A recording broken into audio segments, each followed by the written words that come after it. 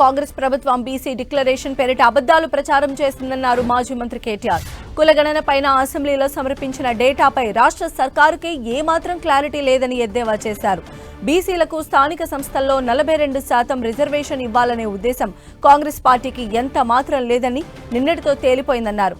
రిజర్వేషన్ల అంశంపై Congress party U turn తీసుకుందని, కేంద్రంపైకి నెపం నెట్టి తప్పించుకోవాలని పన్నాగం వేసిందని విమర్శించారు.